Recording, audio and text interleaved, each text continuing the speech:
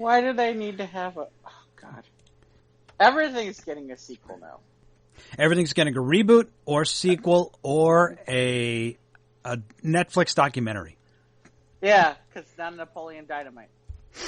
Napoleon Dynamite is getting a reboot? Sequel. A sequel? Come on. It's about 15 years too late, I think, for that. Well, what did I see the other day? Oh, Troop Beverly Hills. Wasn't even a good movie. Was that? The one with Shelley Long. Oh, I get the one confused. Or there was one that was, I think there was like Goldie Hawn was in it. That's what I think. No. You're thinking of Private Benjamin or something like that. No. But Troop Beverly Hills, kind of like that. Troop Beverly Hills, not nearly as good as that. Troop Beverly Hills was supposed to be in the movies after leaving Cheers. How did that work out for you? Yeah, and Kirstie Alley. Well, she had some hits. She had some success after she left Cheers. Oh, Kirstie Alley? Kirstie Alley. No, that's right. No, Kirstie Alley stayed until Cheers ended. So. Right, but the point being is that that's why I kind of laughed, because I'm like, why would you? I mean, talk about, if anything, the show got better after Shelley Long left. Same thing can be said about Will Wheaton leaving TNG. Yeah. Although there were a couple of good episodes with Wesley later on. Once I figured out what to do with them, like some season 2 ones, and then when there's the final one he was in, I think it's season 4 before he left to join Starfleet. It was the final mission. He's on a desert planet with Picard. And, the shady shuttle captain. But that was a good one. Well, I always just kind of laugh because it's like, you read some of what is out there on, like, when they started the show, and it's like, their go-to episodes were, okay, what's screwing around? What problem is Data having today? What can we do with the kid today? And it's like, Jesus. Yeah, there was like season 1 and 2 episodes where like, hey, Wesley gets a girlfriend. Maybe, probably not. Yeah, where it pretty much turned into that, for a while, where it was pretty much like every other episode was like a Data or Wesley problem, and every once in a while, like, something would pop up where it was like, hey, let's do a story about, like, Worf. Or Deanna, a lot of the Worf stories were awesome, actually, after season 2. Well, yeah, after season 2. Season 3, 4, 5, and 6 and Tivgenu was great.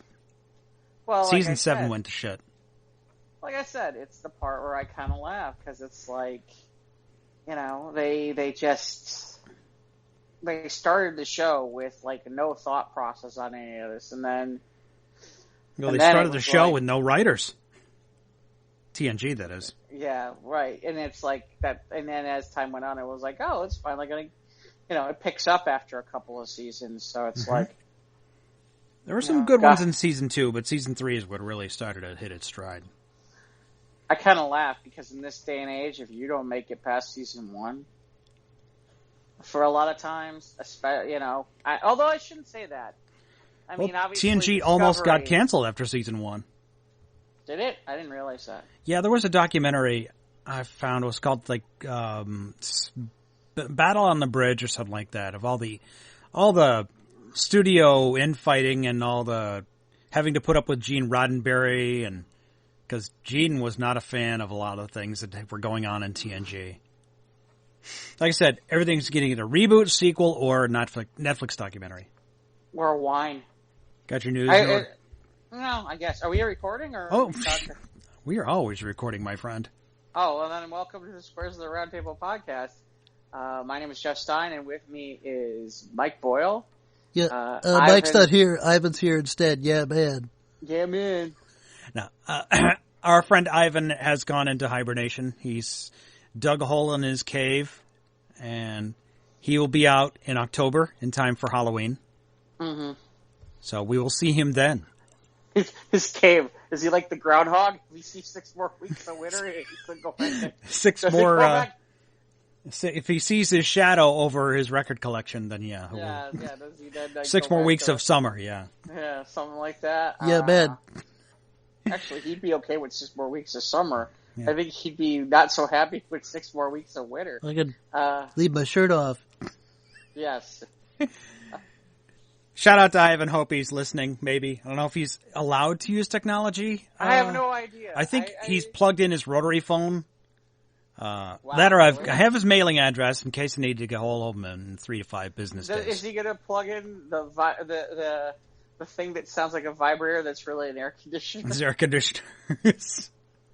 I think he's got a Briggs and Stratton engine on it or something. It sounds like... Have you ever seen those episodes of Howard Stern where they bring out like the Sibian, which is the thing that the girls sit on that is supposedly this ultimate like orgasm machine thing? Oh yeah, like, I'm gonna have porn stars on my show. Oh yeah, it'd be great. Right. It'd be great, Robin. Oh yeah. So it's like when Ivan turns on his air conditioner, that's what it sounds like. I think that might be the gate on his microphone too. Like when he doesn't talk for a while, like the background noise gets louder and louder and louder, and then when he finally talks, it's like that's the gate on his mic, I think. Yeah, well, I'm going to miss the fact that that no one's going to be making macaroni in the middle of the show or Rice Krispie treats during the show. Rice Krispie treat, yeah. Yeah, I'm quite far away from the kitchen, so I'm not able to do that. Well, yeah, I'm kind of with you. Such is life. As we're recording this, we're finishing up the holiday weekend, and it's been kind of a weird. It's kind of a weird holiday weekend. I mean, I guess some people were out there and about and doing barbecuing and doing their thing. I gotta be honest. For me, it was kind of like a weird 3-day weekend because it's like, well, I'm not really doing anything, and I'm not really wanting to go anywhere. So I think I'll just kind of stay in the apartment. And at least you had the windows open, right? It was nice weather this weekend. Yeah. Actually, it's nice to be able to sleep with the window open. I get my nights. I sleep a lot better with the window open, without the air on. I gotta be honest. I probably keep the air on a little bit more, but then I like things a lot colder than a lot of people. So yeah, I sleep better when it's colder. Then I can just throw layers on. Right. I'm kind of that way. I'm kind of with you. There's some people that like it really warm, and I'm like, if I ever had, Yeah, then you wake up and you're in a pool of your own sweat, and you got to kick all the covers off. It's like, no way, man. I'd much rather go the other way. I'm with you on this entirely, which is the whole concept of yeah, but the fact going with a minimalist. That's getting into the low 50s at night, so it's like really cold, and then you got to get up to get a drink of water or take a piss, and they're like, oh, it's so cold. You jump back in the covers. That's the real problem. The second one's the real problem. Is the part where you're like, I don't want to get out of bed. But I gotta take a pee. But I really gotta pee. Like you wake up, it's like, shit, I gotta pee. Right. And you're like, can I sleep through? No. No, I'd rather go back. not. Well, it's the part, it's that part. Then you have the dream where you're swimming in the ocean, and you wake up and you're like, ah, no. No. Oh, man. Then there's the other dream that's like that, but we're not going to get into that. Mm-hmm. I did have once the dream where I felt like I was falling, and I woke up and I was half out of the bed over looking at the floor. That was not good. I don't know, but sometimes you have that kind of feeling like, if I go back to sleep, I think my bladder will hold, And you're like, okay, is it that kind of thing where I could it's like, no, mind over matter. Your bladder's like, she cannot take much more than this, Captain. Yeah, shut up, Scotty. We're going back to bed. Yeah, no, I spent. You'll get a kick out of this. So I spent most of the weekend. Next weekend we're doing a online RPG weekend, and we're doing like this big special event. And is it more D6 Star Wars? Yeah, D6 Star Wars. Okay, cool. And so when I started to put this thing together, I was like, I've put events like this stuff together before, but it's all in person. And I didn't realize how much more work it was going to be to do this as an online thing. And so, we've been, throwing some stuff together to get this all to work, and it's like, oh, God, this is taking more work. I spent, most of the weekend, on this, and it was funny because they were like, it can't be any old thing, and they kept on like telling me what I couldn't write and what I couldn't talk about, what I couldn't do, which only left certain aspects of things that I had left that I could use and do. And I'm kind of laughing because it's turning into something where it's like really, really dangerous and really, really deadly. And I'm like kind of sitting there going, okay, well, the players might die, but that's not my fault. They can live. You got to make it a challenge. Oh, this is beyond a challenge. Okay. This is the kind of thing where we're like, all right, so how does this group, because like we've got like a higher level, more experienced table and a lower table, and we're like, the experienced table might die too. We're like, the experienced table might actually die. And people are like, yeah, right. And I'm like, the only reason I'm not saying exactly what it is because there might be some people who could listen to the show, but I'm like literally like, if you only knew what I'm unleashing or what we're unleashing, it's like, yeah, not so much. If you only knew the power. Yeah, and then we're creating a Dark Jedi that I'm just like sitting there going, this is gonna be so wrong. It's like, the funny part is that like I've been creating this with somebody else, and I'm telling you, Mike, I'm kind of like, it's been a lot of fun. At the same time, I'm like sitting there going, well, I'm having fun. I don't know if they're going to have fun, but I'm having fun. Well, part of the GM job is to set the mood, too. The players can sometimes do that organically, but the GM can, by the way things are described or the way the narrative follows, you can make it fun or make it a terror. So the irony is, though, we're going to have, like, for this event, we're having, like, 34 players. Whoa. Wow. You just think, when you play, like, do you think of, like, a role-playing, like, pencil and paper role-playing game? You think, like, 5 or 6 people in a party. Well, keep in mind, there's going to be multiple tables. Okay. So, yeah, that's why this is really becoming... One of the tables I don't have to worry about. 2 of the tables, what we're writing is for really kind of that. And the irony is the table that I'm running has nothing to do with that. And I kind of need to work on that because that's a long-term thing. And it has to do with huts. But you're writing the story collaboratively? With someone else? Yeah, with somebody else. And then 2 other people are going to judge those things, which is why I also have to think that one out. I'm like, so there's a part of me where I'm kind of like, some of those people might be ready to kill me when this is over, but I don't care. They said make it interesting. Okay. I could have made it the usual ho-hum bullshit, but... Make it memorable. Yeah. Yeah, we want something memorable. Oh, this will be memorable. This will be memorable. Like I said, it was like one of the things I did for a tease. I'm like, I don't know if everyone's going to like this, but you're going to remember this, and you're going to have stories about it. That I can assure you. I've got a bad feeling about this. Yeah, well, all right, maybe I could tease it a little bit. Let's just say volcanoes, Jedis, dragons. Okay. That's all I got to tell you. Okay.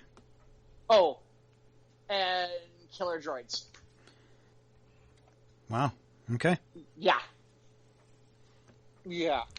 Like I said, the only good news is the objective is not to beat them all. The objective is to get, like, the missing people. So. Oh, like a rescue? Yeah. Okay. Yeah. So the only good news is it's, like, technically they could be like, we got him! Run away! Run away! Run away, exactly, yeah. Run away. The problem is players sit there and go, no, we don't have to run away. This is why we play the game. And I'm like, no, this is the time you should run away. So, yeah. What about you? Anything, you didn't have to, like, work this past week. Yeah, I worked all day today. Oh, God. Because I thought that I had jury duty starting tomorrow, but I got a letter. Like I said, I got a letter about a month ago saying, I got a summons to jury duty. I'm like, oh, crap. So, like, a week ago, I got another letter from the county seat, and I didn't open it until yesterday. It's like, well, I guess I better find out what I got to do, where I got to be. So Sunday afternoon, I open this letter, and it says, "You've been excused from jury duty. Your summons for September 8th can be destroyed." Like, yay! But I'm like, oh, well, now it's like I figure I'm just going to work all day Labor Day just to make up for being gone for Monday and or Tuesday and probably Wednesday. But I was like, nope. So I got to work. So I got to work tomorrow too. It's like, which sucks. Oh, do you? I was going to say, at least you get the 2 days off during the middle of the week. Right? No, I got to go. So I don't have to go to sit in a room for 6 hours or whatever. And this was like petit jury, not like grand jury or anything like that. I was summoned to petit jury, and I was like group 9. But they sent the letter saying, yeah, because of COVID and social distancing, we picked too many jurors, so we don't need you. So, which is good. I bit the bullet. I think the last time I got summoned to jury duty was like 2006. So, hopefully another 13 years I've dodged that bullet. So, okay, so I worked all day today, and the people were stupid. Oh, boy. Yesterday, it wasn't yesterday. It was was it Thursday, Friday last week? I had one guy. It was a doozy. Okay. All right. The guy comes in, and he said, yeah, I want to rekey a lock. I got 2 deadbolts that use 2 different keys. So I want one rekeyed to the other. I'm like, okay. All right, well, I'm going to lunch now, and if you bring it back in, like, say, in about an hour, I'll be back. He's like, okay. So an hour passes. He comes in. I was like, okay. And they're ready to rekey my lock. Okay.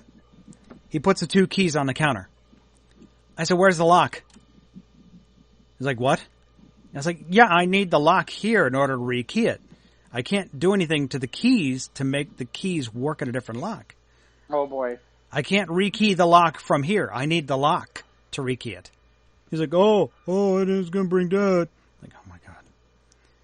No more than I just like when Ramses, like holds his fists up to the sky when his army drowned in the Red Sea. That's what I wanted to do at that very moment. I was just like, people are so stupid. Yeah, but no. See, I gotta admit, I could make that mistake. You need the lock. How I can't do anything to the key to make the key work in a different lock. Okay. Yeah, I need the lock here. But he didn't bring the lock. He just brought the 2 keys and thought I could just wave a magic wand and say, okay, now they both work. So, yeah, that happened. We've been busy, and I don't know. At least I got cut out of jury duty. But oh well. But I watched we were talking about this early when we started. I found a Netflix documentary called High Score. It's about the gaming industry, about the video gaming industry. Mm-hmm. They started with like game cabinets, and second they started with the birth of Nintendo, and then how Sega came up and to compete with Nintendo, because at the time before Sega came to prominence, Nintendo had like 98%. Oh, the first episode was also about Atari. How I was going to say, they don't go further back, like to the Intellivisions or the ColecoVisions. Well, they do touch upon it because the Atari was cartridge-based, obviously, which able to be, but I mean, if you had a ColecoVision or an Intellivision, you bought it, you had one game, maybe. Sometimes they had a toggle switch. Well, no, because ColecoVision had the Atari adapter. Right. So, I mean, really, in reality, what you did was you bought ColecoVision because it had cool games, and then you bought the Atari adapter. Okay. And then you could play both. What I remember is Intellivision had a decent baseball game for the time. I think they had decent sports. Now, compared to what is today and what it was back then, decent sports, probably most kids today would be like, what is that? Looks like Pong. Yeah, and there's one episode that deals with Sega about how Sega wanted to get more into sports games, and with the stronger, like the 16-bit system they had with Genesis, they were able to compete with Nintendo with getting sports games, better graphics and better, faster gameplay and faster processing. Where the guy who worked at Sega, it was his pet project to get a football game, and how he approached John Madden, about they took a train ride, I think, from Denver to L.A. or something like that. Because John Madden didn't fly. He was on the train. So it's like 2 days on a train talking to John Madden about football. And he thought he would start to go low because John Madden knew the 7-7 lineup. But no, John Madden's like, nope, you got to go full 11 players each way. So it was a challenge, but yeah, they came up with that. And Sega was well known for its sports games for the longest time. They wanted to compete with the older demographic, rather as the Nintendo was being geared towards kids. They wanted to catch the older brother who would get into the more sports games and stuff like that. Right. Yeah. In college, like in the 90s, when I was in college, I mean, if you wanted the more role play strategy games, you usually had the Super Nintendo. But if you wanted sports games, yeah, because they had the NHL hockey game and they had Madden. Well, John Madden football, I think, started on the PC, but Sega was the first to put it in a cartridge, or at least on a I don't know where Madden started. I just know that it's funny because I've heard rumblings that Madden isn't what it. Madden, there's been some backlash lately about Madden, that it's not nearly the game that it used to be anymore, and that people are complaining. But everyone complains about everything now. Well, I haven't played in ages, so I don't know. I can't answer that. But yeah, that's an interesting documentary. They focus a lot on the competitive gaming because they speak to each episode. They talk to one person who competed in a gaming tournament.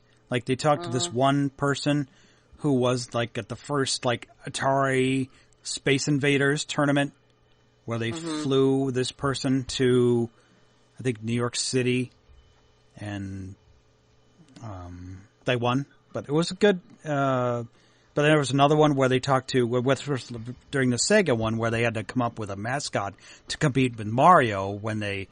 A lot of this is in subtitles too, because they talked to a lot of the Japanese designers, and they talked to the guy who came up with Sonic the Hedgehog. Yeah, and they talked to this other kid. Well, he's a guy now, but I mean, it was a kid where they would have these. I think MTV had a special called Rock the Rock, where they had a Sonic the Hedgehog tournament on Alcatraz. But it was interesting. I'm 4 episodes in. There's 2 more to go. The 5th one, I think, is about fighting games. And, of course, they're going to talk about the censorship because of the violence in the fighting games, like Mortal Kombat, when dude pulls his spine out of the other player when in fatality, stuff like that. Or finish him. And then episode 6, I forget what that's about. But I'll finish it next week. But how many episodes are there? There are 6 episodes. It's called High Score. It's on Netflix. It was good, though. It was all right. And, of course, I had flashbacks of playing Nintendo at my friend's house. We played Ultima on the 8-bit Nintendo because it had, a battery-powered save. I think it had, 3 saves in it. So this was, one of the first cartridge games that had, a memory in it where it would save your game.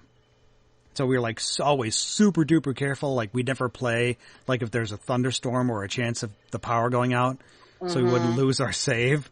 Oh God! But it was it was interesting. It's funny you say that. I remember playing Ultima on the computer as a kid in high school. I remember that being a thing. That Ultima was kind of a thing, and I think it still exists, but I don't know. I imagine it still technically exists out there, but anyway. Where Ultima was based on your how good a person you are, because I guess when the creator found out, he would hey, what do you do in the game? People are they're pillaging and they're killing everybody, and they're oh, well, now we need to create it so you be virtuous. If you if you rob this one shop, then you're not going to get the magic sword. You'll need to beat the bad guy at the end. Stuff like that. Where he changed the rules just to not don't be a dick, pretty much.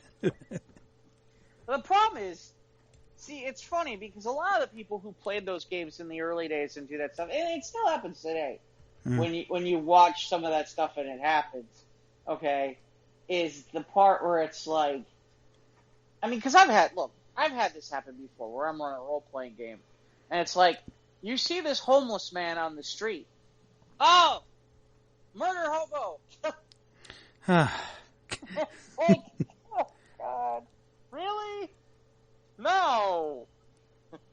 I mean, there are all the jokes about murder hobos, but the truth is, that's like a thing.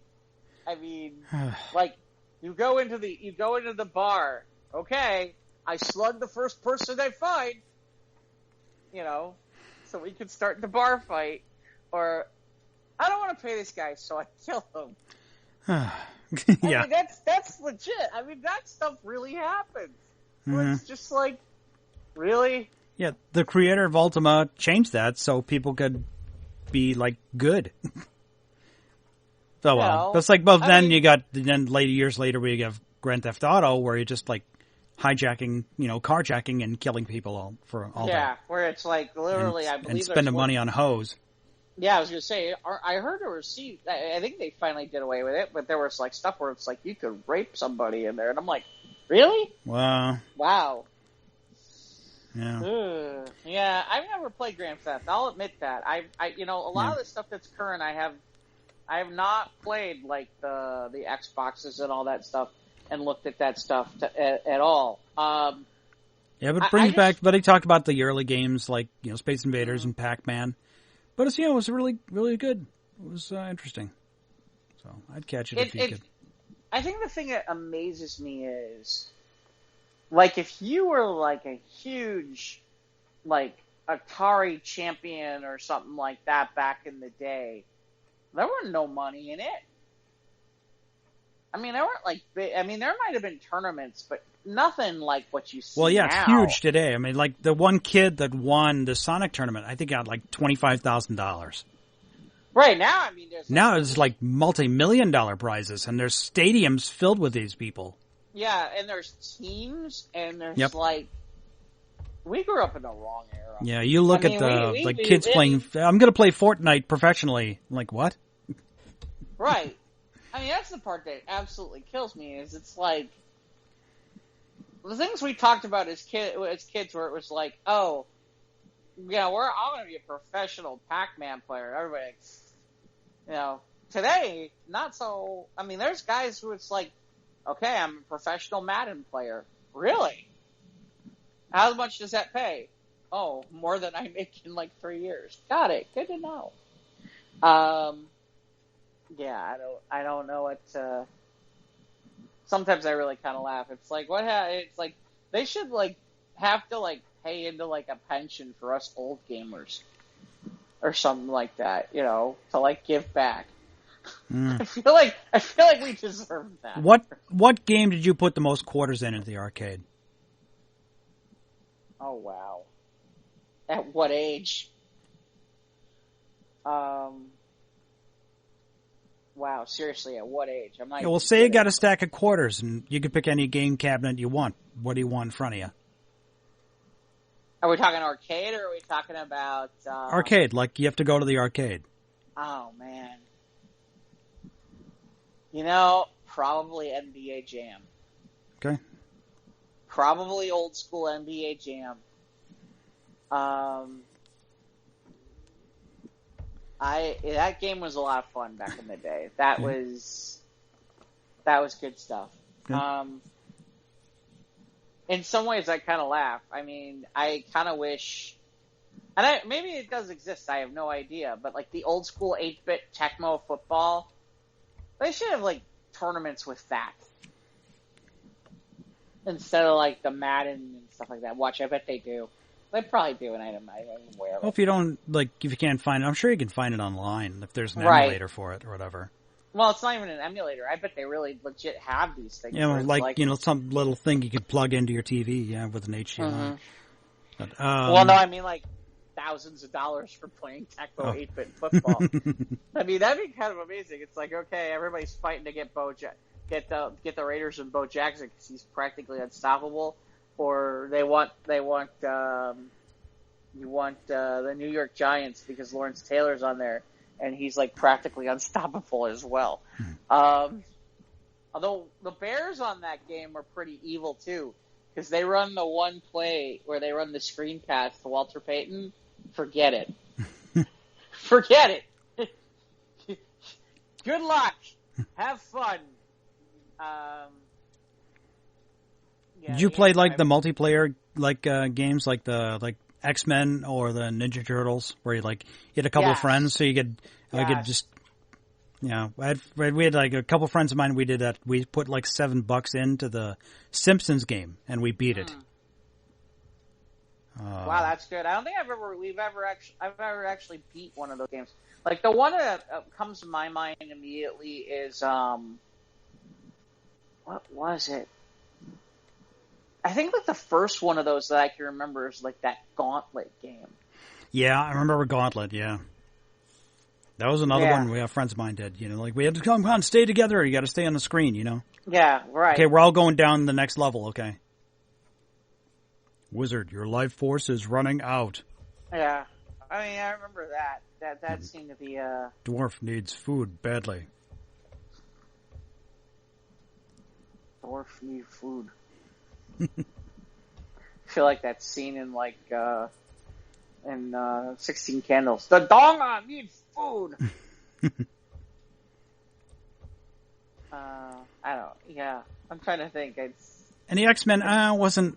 I was more DC as a kid. I didn't know who the X-Men were, but I just liked Colossus because you just power up and go. And that was me.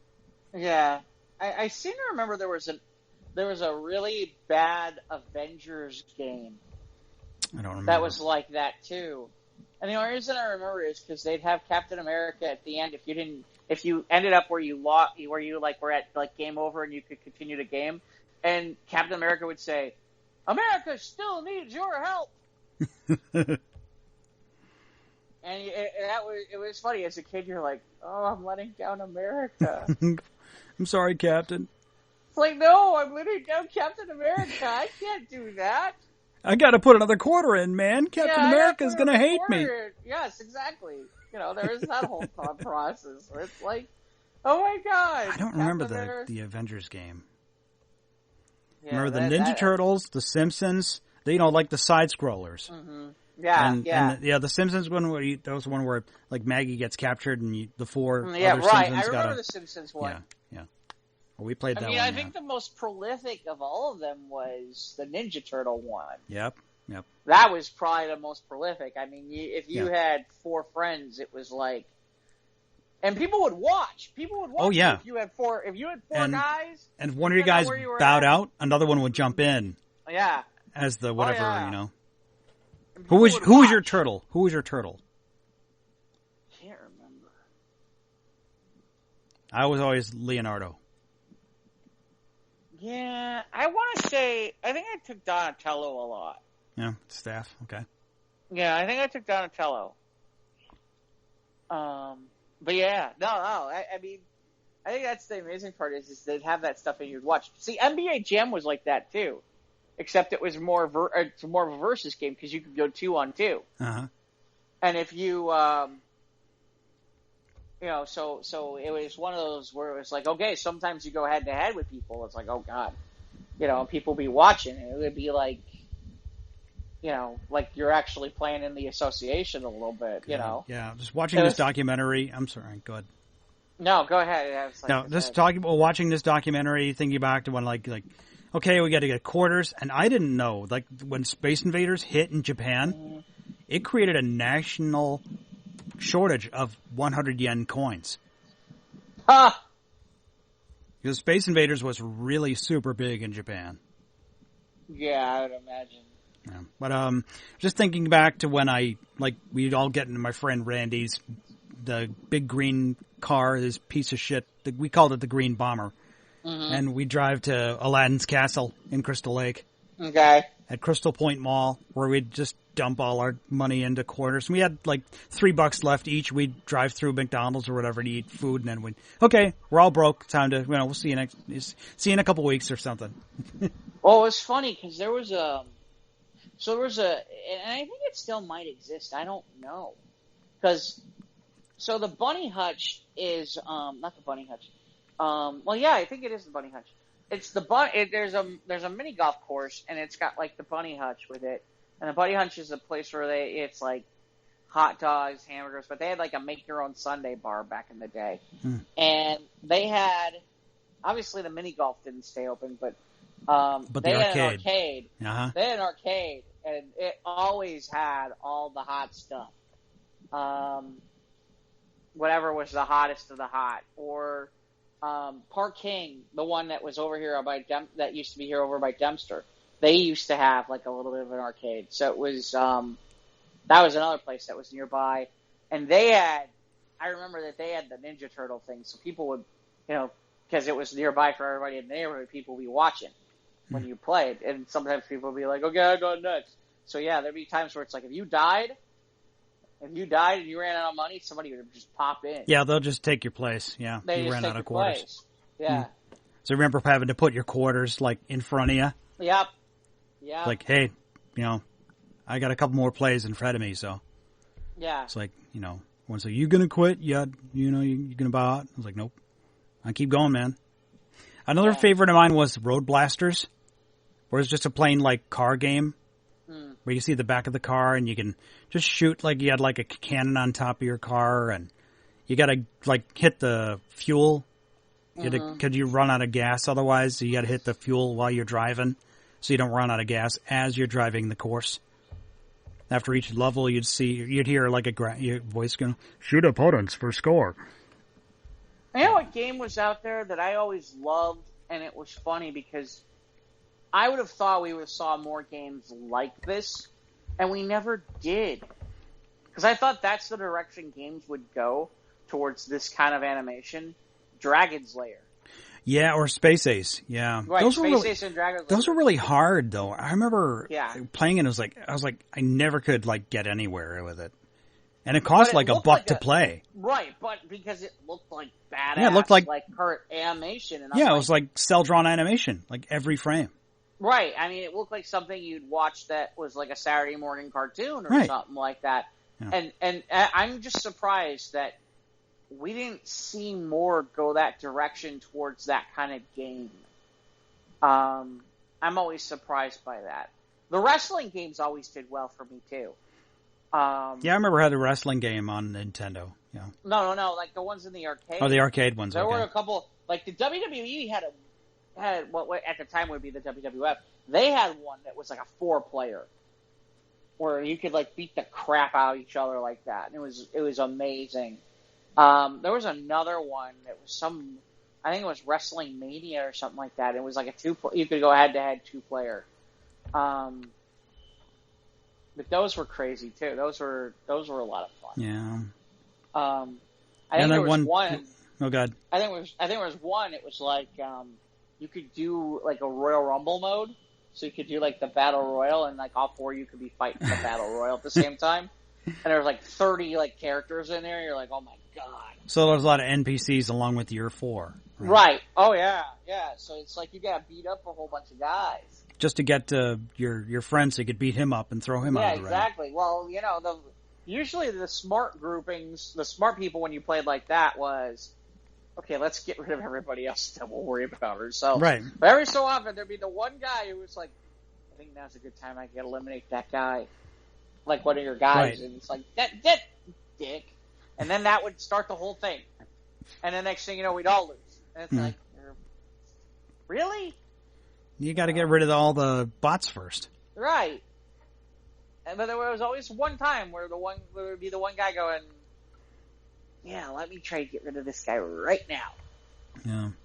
Like, because maybe he took the character that you didn't want him to have, and you were like, oh crap, or I have to fight that guy later, and he's got that character. Yeah. And they're like, oh no, maybe I could get rid of him right now when he's not paying attention. And that would start the whole thing, and then all 4 of us would start to beat the crap out of each other. Next thing you know, game's like over, and like somebody else wins the battle royal who isn't you, and it's like one of you, and you're all like looking at each other, going, "Thanks a lot." Yeah, thinking? Yeah, thanks a lot. What were you thinking? Yeah, I remember like when I The roller rink had asteroids, Yeah. and the gas station, like it was like 2 blocks over from me. It's a Dunkin' Donuts now, but it was a gas station I used to ride my bike to just to get like a candy bar or whatever. And they had a Pac-Man machine there, and I put a lot of money into that Pac-Man machine. Mm. And then I remember they had like the Pac-Man, like a lot of merchandising, like Yogurt would say. Yeah. I remember the Pac-Man. There was like a hard candy. Like, yeah, open it, and it was shaped like, the ghosts or Pac-Man. That I don't remember. I remember there were being a cereal. Yeah, I didn't eat the cereal, but I do remember the Pac-Man Fever song. I remember the cartoon. Yeah, the Hanna-Barbera cartoon. Yeah, I think I had like a story record maybe as a kid when Pac-Man. It wasn't based on the cartoon from Hanna-Barbera, but it was. Yeah, I remember the Pac-Man cartoon. Yeah, I'm kind of surprised in some ways that. I mean, Pac-Man still is like iconic, but I am kind of surprised that like. We think more about guys like Mario and Sonic than we do about like Pac-Man. And seriously, Pac-Man was like the big game of the 80s. And then Ms. Pac-Man came out, so all the so all the girls wanted to play too. Right. They wanted to get the girl, and that was part of it. That was a part of their marketing ploy. It's like, we want, all these boys are playing at the arcade. We got to get the girls involved too. We got to get their money. Find a way to get their money. Yeah. But yeah, it was interesting. It's on Netflix. It's called High Score. No, it's funny when you stop and think about it. It's like one of the, you look at what Nintendo ended up doing with their 8-bit when they first came out, and it's like, okay, you're featuring Mario from Donkey Kong. You spun off Mario into a character who was in Donkey Kong to and where he is today. They talk about how Universal tried to sue Nintendo because Donkey Kong was based on King Kong. At least they alleged or whatever. But they settled though. I think they settled, or they lost the lawsuit because of so much other stuff in Japan that's being like based on King Kong. And then the lawyer who represented Nintendo after they won the case against King Kong, his name was Kirby, so they made some video game after him. Right, I remember that. A little pink guy. Yeah. That looks like Jigglypuff from Pokemon, yeah. From Pokemon, yeah. No, very, very similar, yeah. Mm-hmm. But, So that's what I watched. No, I didn't watch Stargirl. I had a 3-day weekend. I'm still not going to watch it. I was just vegging all day yesterday, man. So I did I did put on Netflix to watch that documentary, but I was like, nah. Yeah, I'll get to it eventually. I don't know. It's around I there. understand. It's out there. I'm still dabbling with Brave New World on Peacock. I've been kind of like being slow about what I'm looking at and what I'm watching with it. I'm gonna be curious. I'm gonna be honest with you. It's like we're kind of here. We're kind of at fall, and you're kind of like, okay, what's the new TV season gonna look like? And really, in reality, the new TV season, I don't know I don't know how much brand new good sitcoms or TV we're gonna have in the first half of this year.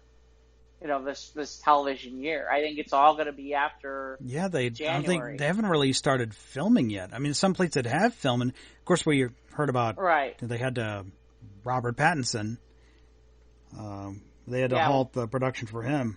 Right. Well, and now we hear like The Rock has it too, or The Rock had it. Yeah, or at least he tested positive. So right. Well, his whole family. Geez. Yes. Yeah. But I mean, that's what I mean. So nothing's they haven't really started filming yet. For what? For everything. I mean, well, I know that I think they've started filming for the CW stuff. Okay. But I think that they're being careful with that. A lot of that stuff. I think some of the shows are filming. I mean, like for example, I know there's no Survivor at all. I mean, I'm curious how they're planning on doing something like Masked Singer. I mean, it should be workable, but... At least with animation, you've got all the voice actors working out of their studios at home. Right, the animators can work at home and do their drawing and computing and whatnot. So, at least that format isn't really been hard hit that much. I mean, a lot of that stuff, they can make the stuff virtually. Right. I mean, like, the other thing is, and it's funny, we've talked about this in the past, which is, you know, will some of this content that are that's on other, you know, on some of these platforms, with some of these places where they have, you know, these networks, these like major broadcast networks, will some of that start to find its way from the platforms to broadcast? And we're starting to see a little bit of that. Like, I think Fox is airing, it's kind of like a spinoff to the Bad Boys thing. It's like, whatchamacallit? Dwayne Wade's wife, I can't remember her name,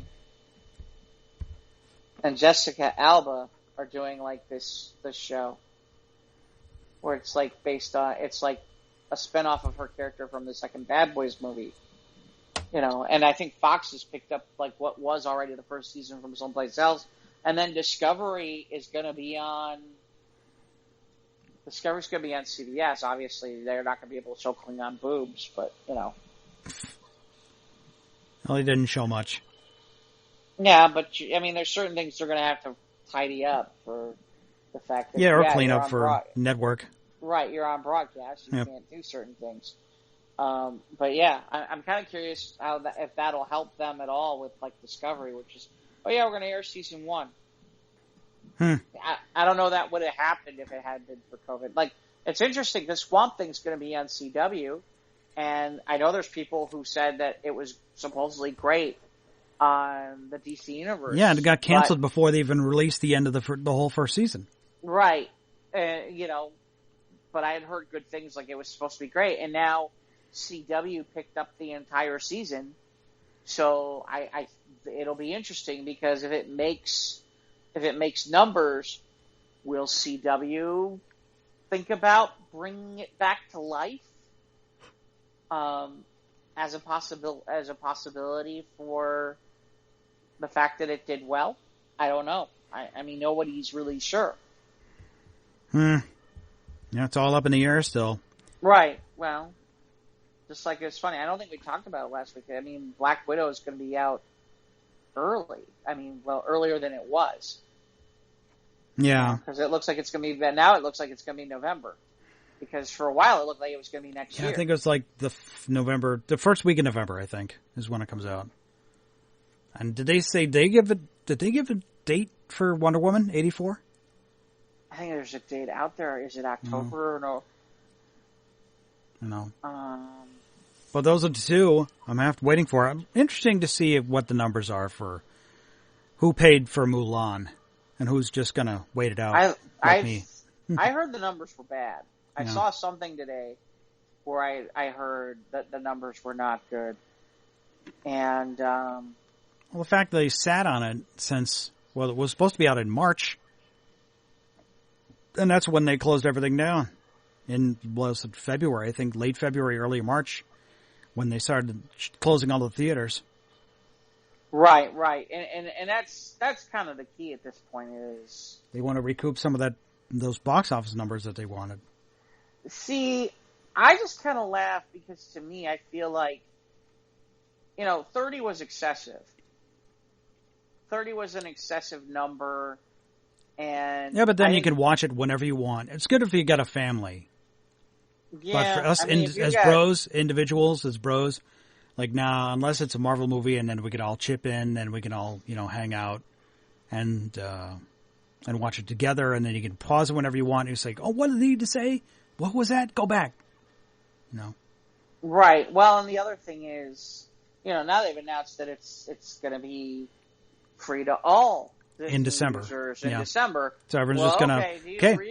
Can you hold out till December?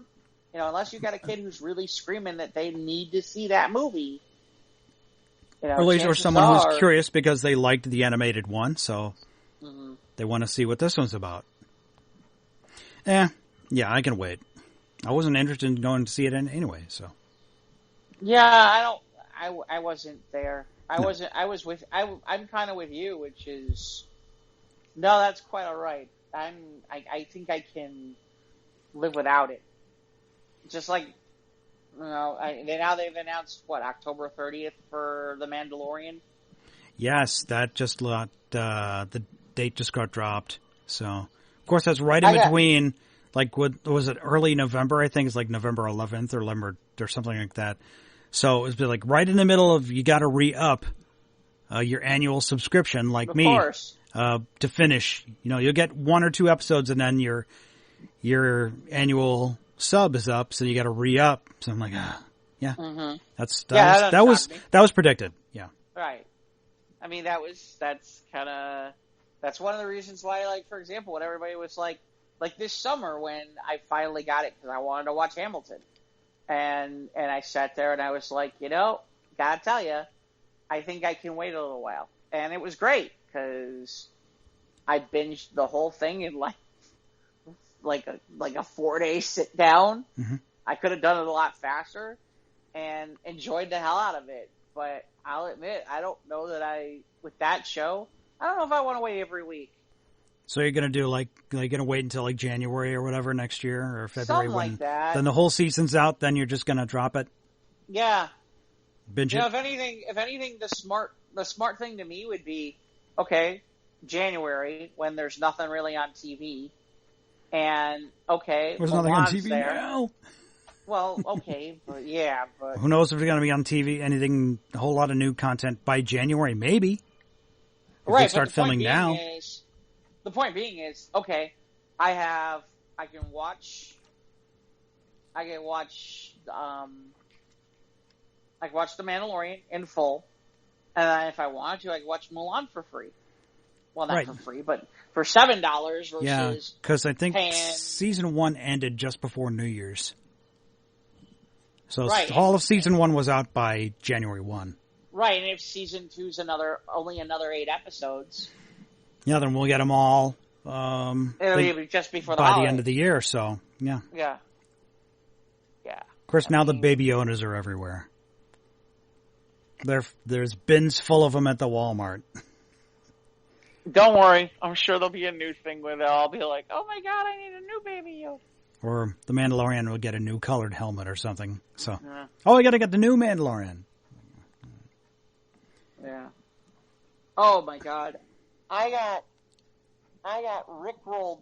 I got rickrolled twice on that Mandalorian trailer thing, where they said that there's a season 2 Mandalorian trailer, and each time I bought into the fact that it was the real trailer, and then there's Rick Astley. Oh. Son of a. What are you on YouTube or what are you doing? Yeah, well, they were a couple of people put them up from YouTube. It's like, Some people sent YouTube links? Yeah, they had them on Facebook. And, and it was like, oh, the new trailer. Oh, great, wonderful. Like, I guess it serves me right. I had, cause I put that link up with that Funko was gone and they're not Yeah, dead. for like 5 seconds, I'm like, oh my God. I'm like, wait a minute. Oh, and then there's the other one that everybody hated me for, which is the thing about Patrick Stewart passed by a store today. It was like at the age of 79. Yeah, at the age of 79, Patrick Stewart passed the store today, and I'm like, people read that wrong. Everyone was all like, Greta's, how dare you? Yeah. So I'm sure there's some people whose reaction is, oh, you got rickrolled. Poor baby. Welcome to the internet. Yeah, welcome to the internet. Yeah. Thanks for screwing us over twice on things. You had this coming. So I guess Batman production is stopped at the moment, and because the sparkly vampire got the COVID. Yeah, that's not good. That trailer has renewed some interest. Although I don't know about the design for Riddler, though. I don't know. I'll like it. Maybe I'll grow to it. You know what? I just didn't feel it, but I'll watch it. Yeah, I'll watch it. Oh, yeah, it's Batman. I'm definitely going to watch it. Right, that's kind of where I'm at. I mean, just like see, here's another example. Are either of us really thinking of, well, I guess at some point I will get HBO Max and go look at their stuff. But I'm not in a hurry to go check out this freaking Justice League reboot either. Well, that's not coming for a while. Well, It'll be here eventually, but there's a few things to tide us over until then. Yeah, well, and that's where that's where the Netflixes and the Amazons are in good shape, is because they were stockpiling content. Yeah, that's one thing. Like that's what I heard on another podcast is like when anything new drops, the first thing you do is Google it to find out what streaming service it's on. Yeah. And then you're like, okay, who's got this or who's got that? Just like go to this person's house, or can I borrow their password or what? So. Well, the other thing is too, like for example, because Amazon and Netflix have been a little bit more at the top of this than some of the others, like some of the networks and stuff. Like, see, to me, it's funny because HBO Max has got new content coming out, so they obviously did it right. Peacock still has content that they're working out that's new that hasn't come out yet. So I know they've got stuff and it's going. The only one who's having struggling trouble with content is Disney Plus, who did not plan this out well in any way, shape, or form. And that's why I kind of laugh when it's like, they should have just done the same thing with Mulan that they did with Hamilton, which is, okay, we're going to loss leader it so we can get people to buy the network. Because if they had just said, just pay $7 and you can watch Mulan, they'd have had a spike over the weekend. Absolutely. I think, they would have made a little bit more money in the short term. They made a boatload but on that. $30 Hamilton. is awfully steep. Right. For Mulan. No, I mean, Oh, by the way, I did see, it's funny, a lot of those early movies that went direct earlier in the summer, that were new movies that kind of went direct, ended up, are now suddenly going to $5 rentals versus $20. So I got a chance to see Irresistible, the Jon Stewart written and directed one with Steve Carell. Okay. What's it about? It's mostly about. Well, see, I got to be careful. So it's mostly about. So Steve Carell's character is a political consultant, and he ends up going to small town Wisconsin to work on a political campaign for someone, because their thought process is that they think they've found a way to be able to turn Trump voters into Democrat voters. And then the irony is that the Republicans come in and kind of do the same thing, and suddenly this small town becomes like a hot race. Okay. And there's a big twist, and it doesn't come until the movie, and I don't want to give it away. Okay, spoilers. No spoilers. I don't want to give it away, but I didn't see it coming, and it's brilliant, and it's really well done. There's a lot of good acting. There's a lot of interesting people in it. Rose Byrne is in there. It's a lot of fun. I almost want to give it 5 Yamets, but I'll give it 4.5. Okay. Is it the actual about like Trump and Biden? No, it's not. Well, it's based after. Okay, they're based on character. It's okay. based. Well, no, it's based after the 2016 election. Okay. And Pharrell's character has been working with Hillary, and okay. They thought they had it in the bag, and now he's trying to find ways to be able to win the Trump voter, and so they think they found a guy that they can build around and that they can figure out how to model to get Trump voters. So they've sent him to this small town in Wisconsin to do this, and he ends up being stuck there to run this race. And then his Republican adversary comes in, which is played by I think it's Rose Byrne. And the next thing I know, they turned this small town race into like a ridiculous big, far bigger money race, if you know what I mean. Okay. And like I said, there's a twist, and it's a big twist.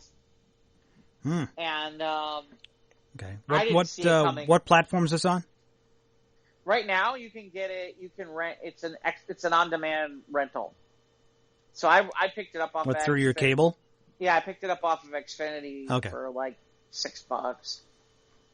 This came out this year? Yeah, it came out earlier this year. Okay. It was one of those. It was kind of one of those comedy thought pieces that it's like, and like I said, it was written and directed by Jon Stewart. So it's a really solid. It's a really solid movie. I liked it a lot. It's satirical. It's it has its funny moments. It's definitely interesting. Yeah, it's a lot of fun, and they do a good job with it. It's funny. There's a few others that were like these movies that came out where it was like, okay, if you want to watch them, they're $20, and now they're all like in that $6 range, and it's like, oh, okay, now I can watch some of these because I wasn't going to pay $20. But so there is some new content in the on-demand area in terms of movies. If you were trying to wait out some of these ones that are like $20, those are out. Those are now kind of in the $6 area. So yeah. But like I said, it was really good. I recommend it. It was It's a high recommend. It's a good movie. And I'd take a look at it. I'd definitely take a look at it, and certainly I'd say that people should, have some fun with it and take a look at it. All right. Yeah, we'll do. So anyway, let's see. So I'm going to butcher his last name, but Finn is complaining. The guy who played Finn is complaining about his Star Wars John character. Boyega? Yeah. Yeah. He's complaining about his Star Wars character. I don't blame him. I mean, Finn got the shaft in Rise of Skywalker. I mean, he was a pivotal part of Force Awakens. Mm-hmm. And then there was the possible love interest with him and Rose in the Last Jedi, and then they didn't do any of that. He was just there in Rise of Skywalker. Right, and I think that's where I kind of laughed, because it was like, look, there is a part of me where I'll concede that JJ took too much shit and just trashed it. And just threw it to the side and didn't do anything with it. And I kind of laugh because it's like, there were still some things you could have used from Last Jedi, even if for the people who didn't like it, like me, that I was like, no, there's still a lot that can be done here. Yeah, there's some good nuggets you can pull out of that. And I would have liked to have finally seen a Star Wars love triangle. We've never seen one of those. Well, there was. There kind of was an Empire. Well, yeah. Yeah, until you find out later that it's like... Well, then the third movie is like, okay, nope. Struck above the banjo for the possible Kentucky relationship. No. Yeah, there's the meme where Leia's my sister. How come you didn't say anything when we kissed? And there's the Leo DiCaprio kind of meme was Ghost Kenobi. Yeah, but that's what we thought was going to be between Finn and Rey, and then maybe Poe, but that didn't happen. So, well, and then there was Rose too, yeah, or Rose Tico, and then there was always that weird talk about, that maybe they were trying to make Finn and Poe gay. And that it was kind of that kind of thing. I had heard that too, where they had talked about they were going to make Finn and Poe gay, and I'm like, I don't know. I'm not against it, but sometimes I'm like, I feel like sometimes some of that gets turned into, you're reading a lot into men can't have relationships and be, close. Like that. Like there's in The Force Awakens. There was this moment, obviously, when Finn rescued Poe from the First Order, and they crashed on the TIE fighter, or they escaped or whatever. And then at the end, like where they were about to go to the final battle, it was like, nah, man, like, you know, that's my jacket. You keep it. You know, it's good. You know, they had just like a brief exchange. It's like, you can have bros. Right. Yeah. And it's funny because there's a bunch of people who kind of like, okay, that's the gay vibe. And it's like, no, it's just two dudes just saying, hey, man, it's all good. Right. I mean, the funny part is, for certain people who are gay, I could see how they could see that. At the same time, I'm kind of like, well, I don't know about that. I think they were just bros. Yeah. That's what I read it as. But that's why I kind of laugh about it, because there's some people who were like, no, not really. Yep. But yeah, the fact that Rose Tico basically doesn't exist in the third movie is just that sucks, man. That was ridiculous. Yeah. Especially after all the backlash she got online after the Last Jedi came out. Right. And then just to treat her character like that. Right. That's just, salt in the wound. At that point, it's the vindication to all those people going, see, she was a worthless character, and we were right, even though you're a bunch of cretins and heathens and disgusting for doing a lot of stuff that you did online to this woman who, she's just playing a character. Yeah. Jeez Louise. It's like they kicked all these. Yeah, you think you look at like some of I look at the stuff inside my like the Transformers fandom. You think our fandom is toxic. You look at the Star Wars fandom, and it's nasty out there. Well, and it's funny because for a long time it got hidden because there was, seriously, the next, movies 1, 2, and 3 came out before the internet hit. Right. So you didn't hear about certain things that now are coming out. Well, the internet was in its infancy back in the early 2000s. Right, and there wasn't necessarily any like social media, so to speak. So, there wasn't a lot out there like about until more recently about that the guy who played Jar Jar almost killed himself from all the hate mail that he got. Yeah, after after episode 1, yeah. After Phantom Menace. That's... Yeah, it's like, right, if the first Star Wars came out today, all the fans would hate it. Everyone would. A lot of people online would hate it. Just truth. Unfortunate. So, that's what you just got to look past all the hate and all the trolls and all the gatekeeping saying, oh, well, you're not a true fan because you don't like this movie, or you like this movie as opposed to this movie. I see it like in my fandom, like people who like the Bay films, and there's the people who like the old cartoon from the 80s, and then there's the ones who like Beast Wars. It's like, you like your thing, man. You enjoy what you like, that's great. Enjoy. Just don't be so divisive and think that yours just your movie, your favorite medium is better than everyone else's, so you have to pound everyone else into the ground. I think the thing that is kind of amusing about like the Bay films is, yeah, I can understand how the Transformer fandom is not happy about them. What they do need to sit there and understand though is, without those movies, Optimus Prime is not in a freaking Target commercial right next to Wonder Woman and Batman and Spider-Man. Avengers. I mean, he became an icon, a cultural icon because of this. And I saw it happen in front of me. Like, this is a great time to be a fan. Right. And then when the second and third films came out, and they just got as each film came out, they seem to have gotten gradually worse as far as just the quality of the films, with the Bumblebee being the exception. Just some people didn't remember, like, this is what they enjoy, so let them enjoy it. Well, and in fairness, I gotta be, it's funny. I you know me, I'm not as huge of a Transformer fan as you are, but I didn't see the first one in the theaters, and I saw it on cable, I think, either on cable or regular TV, and I got news for you. After that, I was like, oh, I'm seeing this in the theaters. And then you saw the second one. Right. And even the ones where everybody's like, really? You're going to go see the Transformers movie? And I'm like, yeah, I'm going to go see it. You know what? Say what you want, but you know what you're going to get from a Michael Bay film.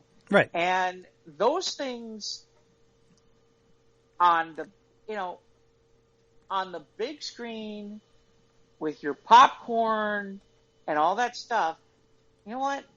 You're going to get a decent, okay, we're not getting Shakespeare. Yeah, right. That's true. But for 2 hours, you're going to be entertained. Yeah. That's the way they are. Is it cliche? Sure. Absolutely. They all are.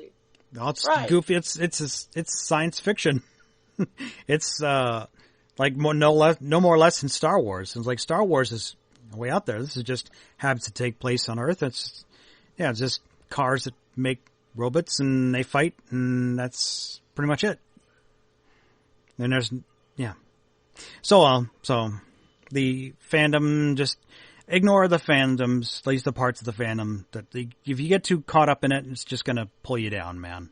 You just got to I think like it's what you interesting like. because Ray Fisher apparently chimed in that he and John Boyega should swap notes, and the irony is now there's a news story out this week that Ray Fisher is not cooperating with Warner Brothers' investigation, and his comment is that Warner Brothers is trying to snow certain aspects because they're trying to save Jeff Johns. And trying to save Jeff Johns' ass. That's Ray Fisher's comment. But if Fisher's being uncooperative, then he's going to look like the villain. Well, here's the amusing part to all this. In the midst of all this, he's still trying to play Cyborg in that Flash movie that they're working on with all the freaking Batmans. Right. That there's a possibility that he could re-show up there. So it's kind of interesting to me because I'm like, I'm curious. Here's the part I'm curious about, and this is the part I kind of find interesting, is you've got this revival of this Justice League movie, and suddenly Affleck's back in the fold, and everybody at Warner's is real happy about all this stuff. Yeah, and tens of millions of dollars are on the line. Right, and all this kind of stuff. And they're trying to shine the turd that is the Justice League film. Right, and so to me, I'm kind of surprised that this wasn't, how can I say, dusted under the rug, and they figured out a way to do this privately, and then get Ray Fisher back into this movie.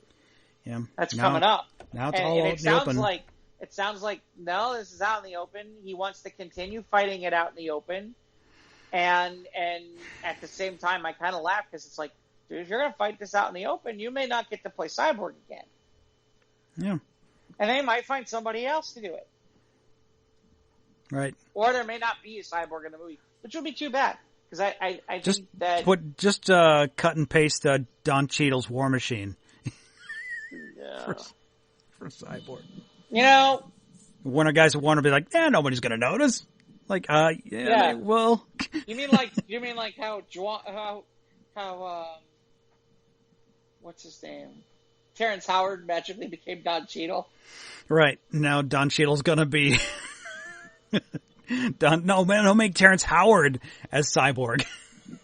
He can get it back. Well, the irony is Terrence Howard needs work now that Empire's over. Yeah, Empire's done, yeah. I mean, the only thing that's the only saving grace that I give Terrence Howard in all that, where he made a real bad decision about walking away from Marvel movies. Apparently there was some tension and there was some uncooperativeness between him and RDJ, so. Right, and I know there's some of it's money too. Yeah, it was money too, yeah. But in fairness, he came out just fine. He did that Empire series, and that it didn't end exactly where you wanted it to end. No. But Lucius Lyon is like an iconic character, and that was a great part for him, and he did great, and he made a lot of money being Lucius Lyon. And I don't know if he made Marvel money, but he made money. Yeah, he paid the rent, so. Oh, he beyond paid the rent. Yeah. Shoot. Mm-hmm. In some ways, Jesse, he can thank Jesse Smollett for not being able to pay even more rent. Yep. Because I think that's where things went to hell. Yeah. But, yeah, I'm fascinated to see where this is going to go with this this more whole this thing with Justice Ray League Fisher. shit. Oh, God. Well, I know, and it's like, I said to you at the time, I thought I really did think, okay, fine, they're getting their movie, now this stuff is going to calm down. It hasn't calmed down at all. It's gotten worse. Now the controversy. Well, it's not even that. It's like, and every time you think it's just died down, Zack Snyder releases something else to keep fanning the flames. And the worst part is, I blame the comic book media. I really do. The clickbait comic book media. Because they're constantly taking whatever he's got and eating, like, they're eating out of the palm of his hand with this shit. And it's like, meanwhile, I laugh because David Ayer, who did the Suicide Squad movie, has talked about on a couple of occasions that it would not take much to do his cut of the Suicide Squad movie. I've heard nothing about that.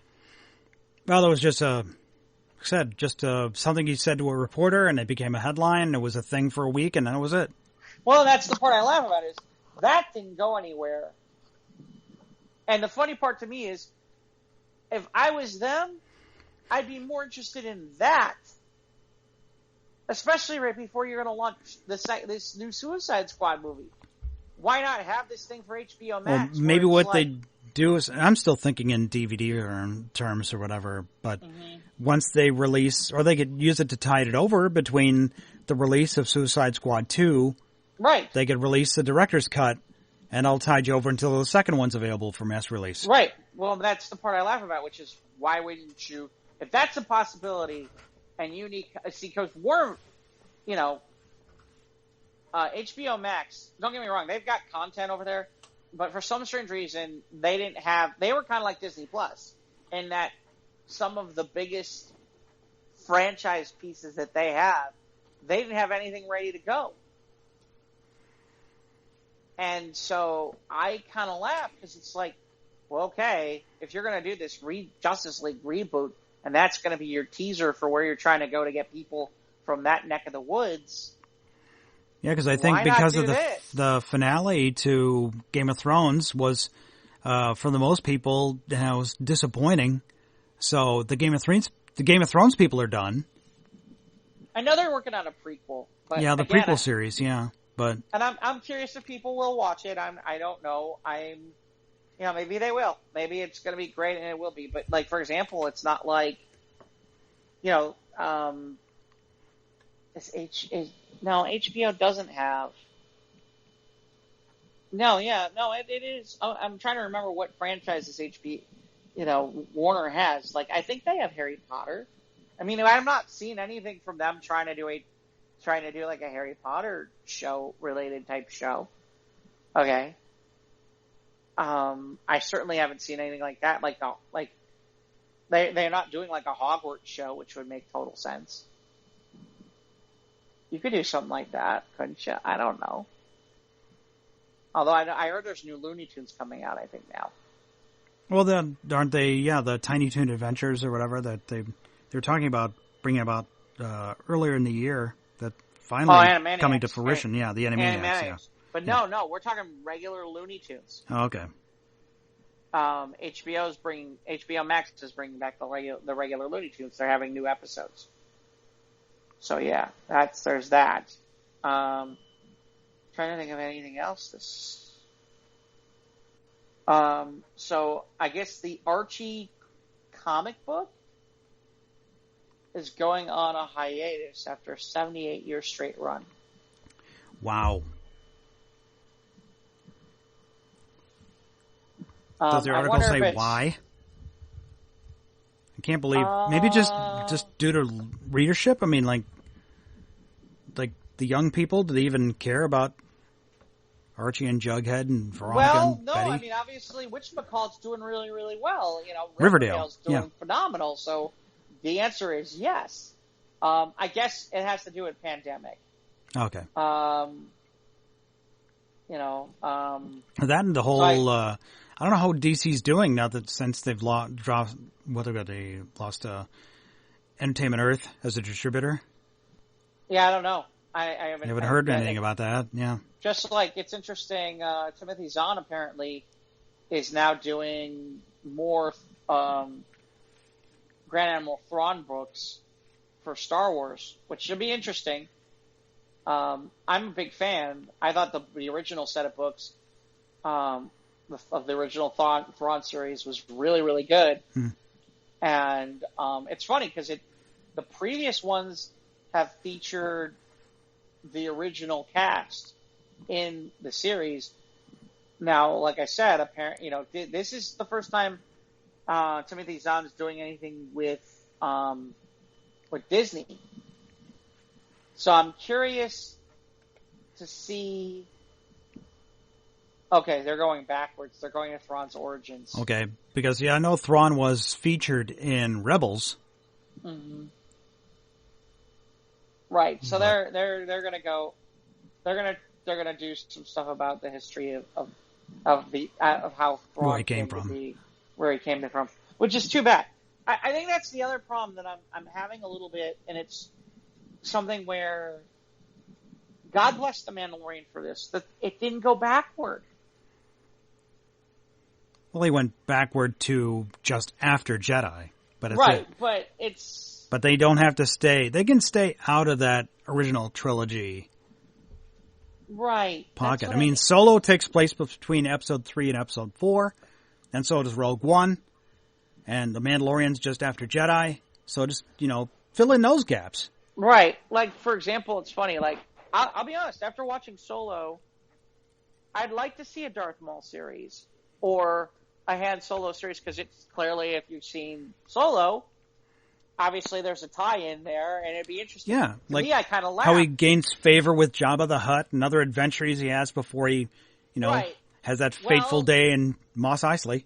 Right, and it's interesting to me because I'd like to know more about Darth Maul apparently being in charge of a major crime syndicate. I think that's interesting.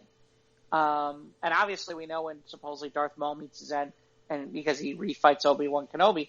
But in Clone Wars, yeah. Right. And it's too bad because it's too bad there's too much synced up history because it's like, it'd have been interesting to have it where, okay, Ewan McGregor shows up and meets young Han Solo back then. If you know what I mean. Because they cross paths with this whole thing with Darth Maul. I'd be all for that, stuff like that. Right, but I don't think there's a way that. But I don't think going or back. I know some people are be all into like Knights of the Old Republic or whatever like that. Yeah, the early video games. I've never been a fan of that stuff. I think that's too far back. I think they need to keep it within the realm of familiarity with most people.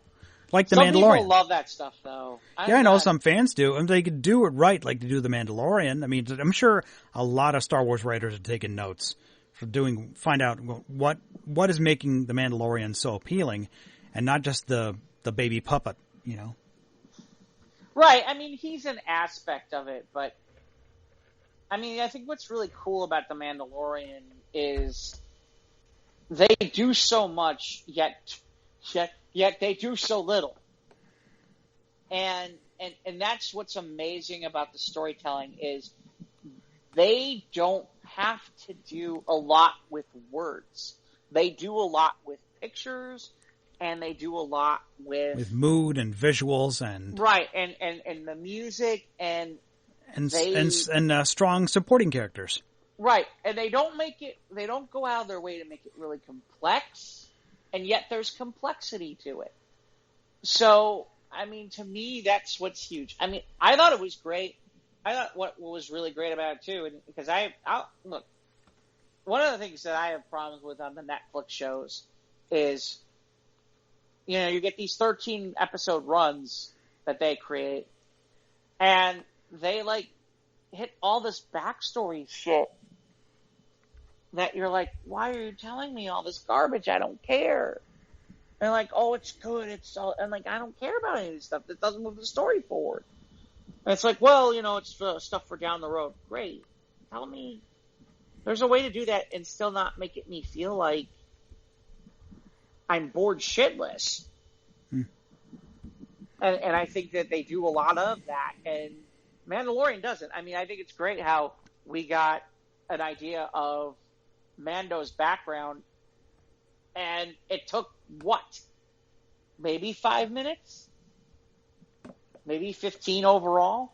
Yeah, I think that first episode was just, I remember watching the first episode, like, exposing it to other family members and friends, saying, here, watch the first episode. Just dropped. So we'll watch it. So we need to watch it again. Okay, remember the whole family, everybody watched it on Thanksgiving. I think we watched either the first 3 episodes or first 2 episodes. And it was interesting. But anyway. No, but I mean, like in episode 8, where, like, literally, in 15 minutes, you have a pretty good idea of the backstory of what, I mean, and the flashback. Right, with the flashback, but they're pretty much foreshadowing they teased, this whole thing all season long. Yeah. But it took them 15 minutes to do that. Whereas in a Netflix show, shit, that'd have been like 3 to 5 episodes. Yeah. It's like, come on, man. It's finally, the final episode, you finally gotta get that payoff. Right, but like I said, on a Netflix show, shit, that's 3 to 5 episodes. Yeah. Mm-hmm. I mean, it's just... Yeah, take notes, people. This is how, that's why we got Favreau. Well, and seriously, I mean... And Filoni. Seriously, if I was Disney, after that reaction, my first thing that I'm sitting there going is, okay, what Star Wars movie would you like to create? Here's a contract for 3 movies. What would you like to create? Your choice. Yeah, go right ahead. Leave the creators alone. Don't meddle in the process. Right, seriously. You want to make the fans happy? Let the 2 of them make a trilogy of movies. Don't fuck with it. Don't change directors. Don't change vision. Yeah. Don't change producers. Don't, too many pots in the soup. Or too many, whatever they call the handle is. Yeah, well. Anyway, so we have any other news, or... I'm trying to think if there's anything... The anything else Rock off the tested positive. Rock and his family. I guess Michael Rooker got COVID. Did he really? Yeah, but he says that he's beaten it. But okay. Poor Yondu. Yeah, well, he's not Yondu. He's Mary Poppins to me. That's right, Mary Poppins, y'all. Mary Poppins, y'all. There was that Jack Reacher series. I guess that's going to happen on one of the networks. I can't remember which one it is. I'm trying to find it now. I'm working on it right now. Oh, here it is.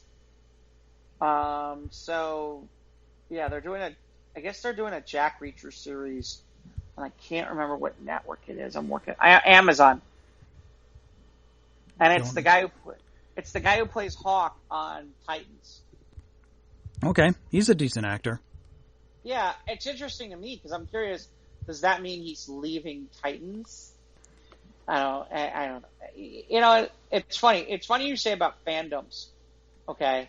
Because there was, I dropped this on my personal page, and right away somebody's like, Titans sucks, and it's like, look, I'd love to get a better live action Titans show, but I've been waiting 40 years to get the one that we got, and as much as you and I talked about this before. Yeah. Titans had its problems, and you were scared to death to watch it. Right, and in fairness, it's funny because season 1 was a lot better than I expected it to be, and then season 2 was really, really good.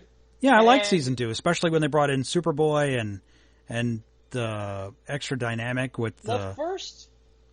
Have you finally seen all of season 2? Yeah, I've watched all of Titans.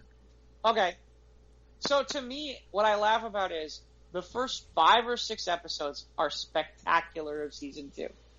Just loving it. I'm like, yes, this is what I'm talking about. And then it's like the whole season takes a left turn. And there's a whole bunch of episodes where I'm like, what are we doing? And why are we doing all this? And what the hell is this? And, like, by the end of the season, they're kind of back to, like, okay, I think you finally fixed all this. But there's a part of me where I'm like, what was that? Yeah, a lot of it was just, I don't know. And the weird, convoluted story to get to the Nightwing origin was weird.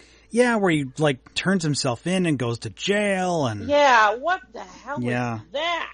Yeah, I don't know. I mean, it's just weird. It's like, you could have done that a million ways. Why was it? Yeah, I don't know. Like I said, it was just very strange. It's better than nothing, but it had its good parts and it had a few problems. In fairness, season one was all right. I could live with it. I was a little surprised it only took them one episode to deal with Trigon. In season 2, which I kind of found shocking. Well, I don't think we're done with him yet. I mean... No, but I expected that to get dragged on a little bit longer than that. Mm-hmm. I mean, I didn't think they'd rectify that in one episode. It's freaking Trigon. Yeah. You know, I'm like, okay, that's gotta be at least 2 episodes, right? Nope, 1. Because the whole first season was building to it. Right. So I expected at least at least 2 episodes in season 2. And it's like, nope, we're done in 1. No, and then to go right to Deathstroke. Right, and then go straight to Deathstroke. Right. Just like season 3, they're talking, it's weird, because it's like, I thought season 3 was pretty much going to be all about Blackfire, which is Starfire's That was a sister. setup, yeah. And now I'm hearing something about that there's going to be a lot going on in Gotham City, and the Scarecrow's going to be a major villain, and and Jason Todd's going to become the Red Hood, and I'm like, okay, what happened to Blackfire? Did we change directions or something, or is it going to be there's 2 stories going on? What's going on here? Now? Well, if they are presuming they are going to make a season 3, I mean, no, they are making a season 3. That's a given. But I mean, the thing is, as the show's progressed, you think they can, inject some more money into it, the budget, then we can have more of the supernatural effects that come from, say, Starfire, and not just the clouds of black smoke that come out of Raven every other episode. Right. Well. Right. Exactly. That's part of it, and that's honestly that's why I always kind of had the thought process that it's like I would have been good with a real cartoon, like a legit cartoon, like adult level cartoon that you could do a lot more with. Yeah, well, they've touched upon that with the DC Universe, but animated features, but right, but not. I mean, like a real, like what we're getting live action, but as a cartoon, animated kind of thing. Well, I think DC's done right with the DC Universe because it's edgy. I mean, it's almost PG-13. You might there's some blood, and you might hear a swear word or 2. And I that's why I don't want to watch Apocalypse War. It's like, just seems like I get to watch all my heroes die tragically, and then it's like, then I guess they win at the end or something. It's like because of Constantine's shenanigans or whatever. I don't know. I haven't paid enough attention. But I do want to see that Man of Tomorrow. There's a Superman feature that dropped same weekend after DC Fandom, and I want to see that. Is it Fandom or Fandom? Because there's an E after it, so I presume it's Fandom, as in like Thunderdome. Thunderdome. It's like an event. Yeah. Anyway, well, I've liked all the DC Universe features I've bought and paid for and watched. I've enjoyed. Oh, you mean the animated ones? Movies, the animated ones. Mm-hmm. And see, it's interesting to me. They did Judas Contract finally. Yeah, they did that years ago, I think. Well, it's weird because Judas Contract was supposed to, here's the amusing part. Judas Contract was supposed to be one of the first ones they ever did. And they backed it off and backed it off and backed it off for like years, to the point of where everybody was like, we're never getting it, are we? And it was interesting because they changed up some characters. It wasn't bad, but it wasn't good. It wasn't great. And it's unfortunate because it might be the closest we get to a decent Titans of anything. Although, I don't know, maybe the live action is there. I am curious to see what happens to some of these shows that were the live action DC Universe shows now that they're getting moved over to HBO Max. I've heard nothing about Doom Patrol Season 2. I don't know if it's doing well. I hear it's good. Right, I haven't heard anything. I have no idea. Oh, yeah, we were talking about Jack Reacher, the Mission Impossible guy, but it's Hawk from Titans. Right. I don't care about Mission Impossible. I just don't. No, that's not the Mission Impossible guy. Isn't Jack Reacher? Jack Reacher. Jack Reacher is something else. That's another Tom Cruise thing. Okay. That's not Mission Impossible. But yeah, I don't. That's another one of those franchises that I don't care about. I just simply don't care. But it's funny because to me, like I said, the only thing that I found interesting was, okay, so is the guy who played Hank Hall and plays Hawk going to do 2 shows? I can't imagine he's doing both shows, which makes me think, does that mean he's getting written off of Titans, or is Titans ending after season 3, or maybe HBO Max is like, hey, yeah, you know what, we don't.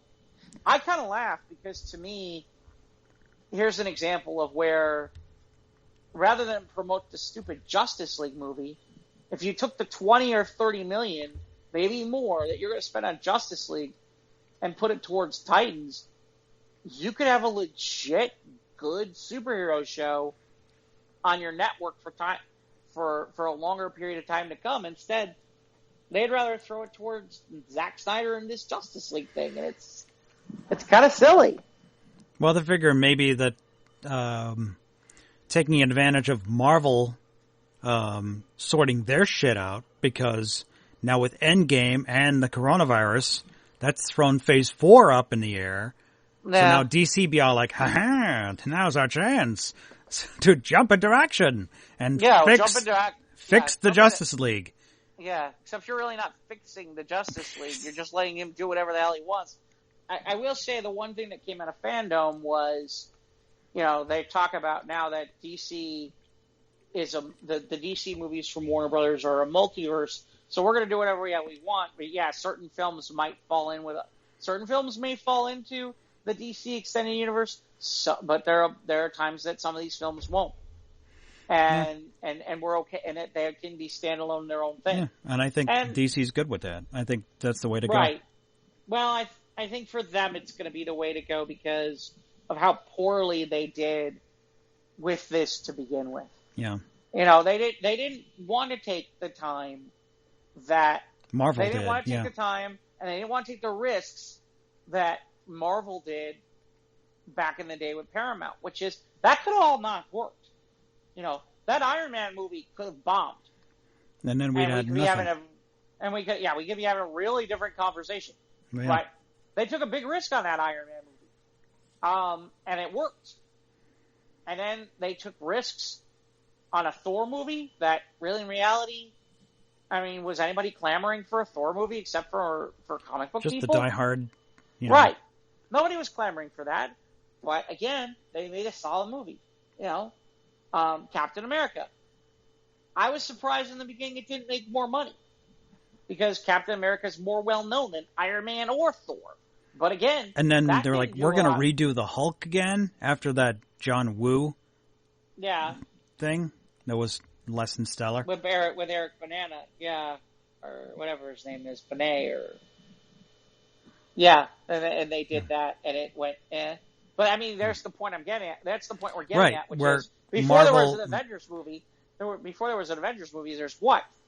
2 Iron Man movies, 1 Captain America movie, a Thor movie, and a Hulk movie. That's 5 movies. Before you get them all together. Right.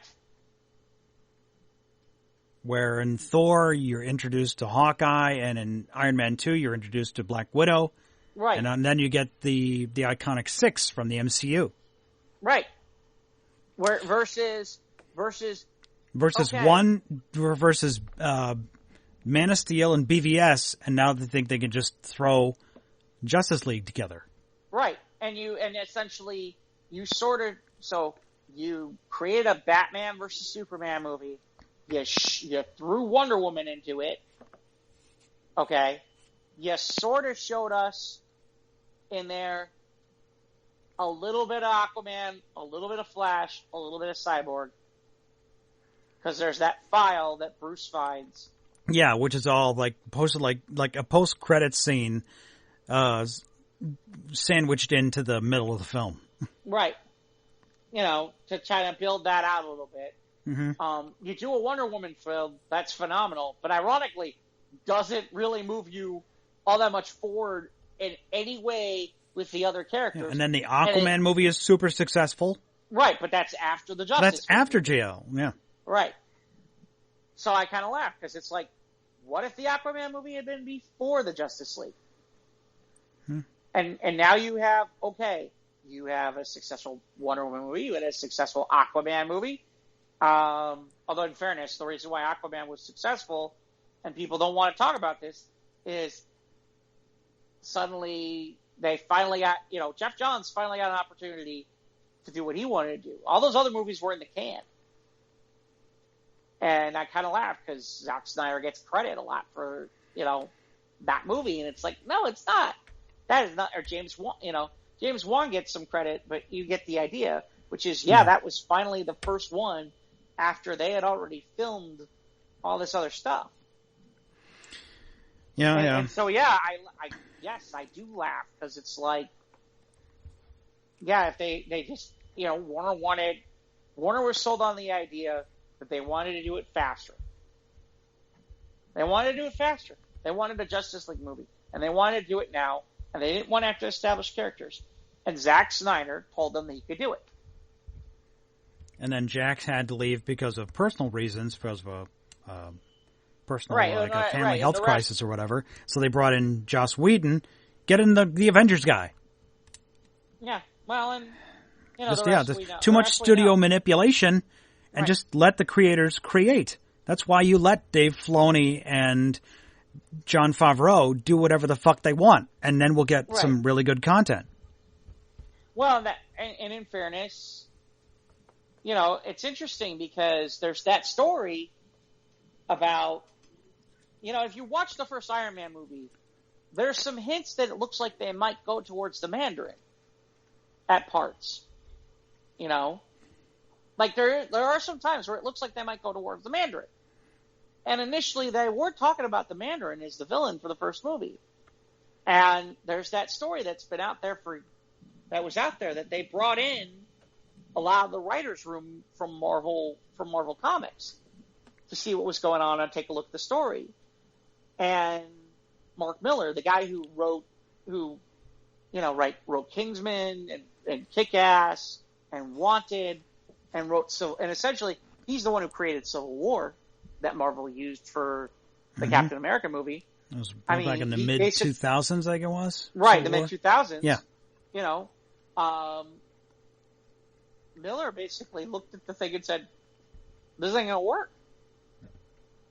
You're not going to be able to make this work. And they changed villains. Stain wasn't supposed to be the villain for the first movie. It was supposed to be the Mandarin. They were supposed to build towards Stain. Stain suddenly became the villain in the first movie, because it made sense, it worked better. Yeah, it did. And Iron Man 1 is like, to my personal judgment, I think it's one of the best superhero origin films of all time. I mean, it's right up there with the first Tobey Maguire Spider-Man and Deadpool. And, of course, the 78 Christopher Reeve Superman. So, anyway, I mean, the comic writers, they got together and they said, no, don't... Well, and the other thing is here's the thing. They listened to the comic book writers. Yeah. They listened to the comic book writers versus Warner Brothers saying, no. It goes earlier than that. That whole Green Lantern movie. Oh, yes, Ryan Reynolds. Where they stopped listening to the writers. Yep. And there are all kinds of stories out there about how Jeff Johns was like, don't do that. And they're like, no, we think we know what we're doing. And it's like, okay, And it's like, you shouldn't do that. It's like, yeah, but we're going to sell like 15 toys of this way. And they're like, no, you're not. And they wouldn't listen to him, and they did their thing because their comment was, we know about movies, you don't know about movies. You know about comic books. How'd that go? Yeah. How did that go? So you have anything else? Or are we about... I don't know that we have a... Anything else? Any other news you posted to the Squares Around Table Facebook page that might be of interest? Nothing that I think is... nothing that I can think off the top of my head that isn't something that we could save for News of the Squared. Okay. Is part of the... I mean, the only other thing I can think of is... On Venture Brothers, I guess you just posted this just now. Just posted that. Venture Brothers has been canceled. Right. I got a friend of mine who's a big Venture Brothers fan, and he's... Yeah, I think that's who put the big... Just the sad face, yes. Yeah, the sad face. He's distraught, yeah. I was not a big fan. I mean, I've watched it when it's on Adult Swim some nights, but I don't know what's going on. It's... Yeah. Yeah, I stopped a long time ago. It's an acquired taste, but it's not for me, but it's sad that, a lot of the fans have, never got some closure. Oh! I'm sorry, I forgot about this. It's sort of political, but so I'll try to steer away from the political parts of it. But I guess the cast of The Princess Bride is going to reunite to do a virtual table reading. They're going to read the script? Uh-huh. Yeah, okay. It's a one-night benefit for the Democratic Party of Wisconsin. And they're going to do a virtual Q&A moderated by Patton Oswalt. It's going to be the 13th, so that would be this coming Sunday at 6 p.m. Central Time. Is there a website you can listen to? Or listen, whatever? I think it says you can RSVP at Act Blue. Okay. Yeah. The interesting question that I'm hearing is people are wondering. It's funny when I dropped this on my personal wall. The question that I saw the most was, "Great, who's going to do Andre the Giant's part?" And I'm like, I wasn't thinking about that. Who would read Andre's part? It's funny. Certain people seem to want Schwarzenegger, and I'm like, yeah, no, I don't. I'm not buying it. You need someone with a Slavic accent of some kind. You need somebody with that kind of, not just maybe just a big guy. I don't know. Well, it's funny because my first reaction was, okay, go get the Big Show from the WWE. But he actually had, and it's like somebody says, like, why is it visual or is it table reading? You don't need a guy because he looks like a giant. Because you need another giant. I remember back in the day, Andre was barely able to get some of his lines out. Yeah, well, that doesn't. But yeah, well, I don't know. Without Andre the Giant, it's kind of sad. But I guess the rest of the whole cast is reunited. I mean, even like Humperdinck and Billy Crystal and. Yeah, I'm surprised, and obviously it's a political thing. So I don't want to talk about that too much, but I do think it's amazing that they're getting back to do a table read, and then they're doing this Q&A. So I'd be interested in the Q&A. Of course, I think Carrie Elwes wrote a book called "As You Wish," like his experiences on the set of The Princess Bride. He might have. Carrie's done a couple other films, but he's best known as Wesley. Yeah. Yeah, I'm trying to think if there's anything else that we kind of need to go over. Well, I guess we'll do this here. So I kind of thought we were going to be done with WAP this week. And then... It's still the number one song in the country. Forget that. Then someone decided it was important that Gilbert Gottfried give it a try. And... If you thought oh, go ahead. So if you thought the Ben Shapiro thing was great, the Gilbert Gottfried thing is even better. And of course, the original version, there's no music, so it's just him reading it. Right. And it was good, but my only reaction I had when watching it was, I need the music. And sure enough, the internet provides. The internet provides, and I'm like, there we go. That's what I was missing. And then I showed you the other one that's just awesome, which is they do him with Cardi B doing a duet of WAP, and they changed the music bed to A Whole New World from Aladdin. And it's just... And he plays the parrot that he did in Aladdin. Yeah, and it's just... I mean, I don't know if it's... You want to sit there and say somebody has too much free time or somebody is a friggin' genius. Because that thing is bit of great. both. Yeah, a little bit of both. Yeah. Because that thing is great. I was like, you get your crazy actor or whatever. I was like, because I'm reading in this Facebook page of the Star Trek memes. Apparently, in 50 Shades of Grey,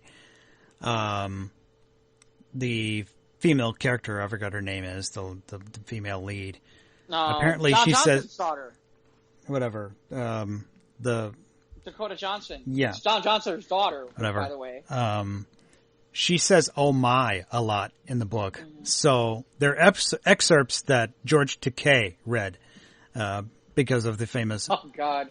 "oh Yeah. my." I see this now, yeah. That's not bad. You know, here's what I'm waiting for. I'm waiting for the person who's smart enough to do the remix where you put Ben Shapiro, Cardi B, and Gilbert Gottfried all on the same track. I don't think the world's ready for that. I'm sure it's happened. Because you know it's coming. It's inevitable. With the music, and it'll be freaking amazing. Song of the year. Can't wait to see Cardi B shaking her thing at the Grammys to this song because you know that won't get picked. Well, at least, or maybe at the AMAs. The AMAs, yeah. You'll see it. Yeah. Yeah, and it's funny because the timing of the song is too recent, so you didn't see it at the VMAs. Right. But yeah, I imagine